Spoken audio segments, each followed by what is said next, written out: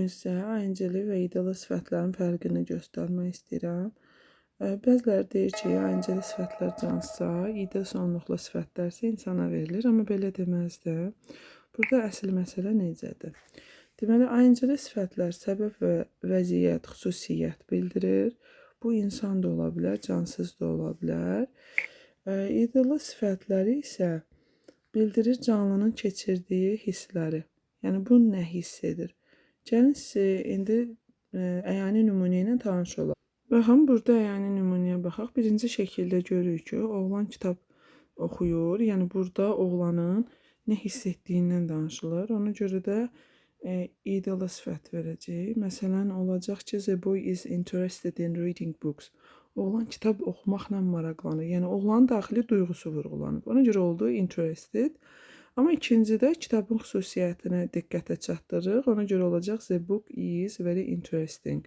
Başqa bir nümunə ilə tanış olaq.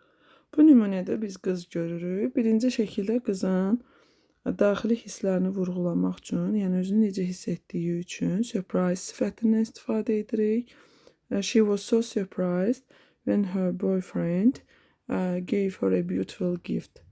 Deməli, dostu ona gözəl hədiyyə verəndə qız çox təəccübləndi.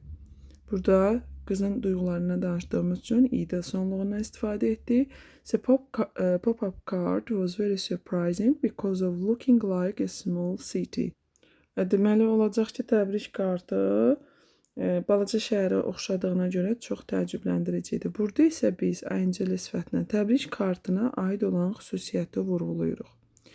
Yəni, eynisini bunun xüsusiyyəti vurğulayanda insana da aid vurğulamaq olar. Məsələn, deyirik ki, he is an interesting person, o maraqlı insandır. He is interested in reading books, o kitab oxumaqla maraqlanır.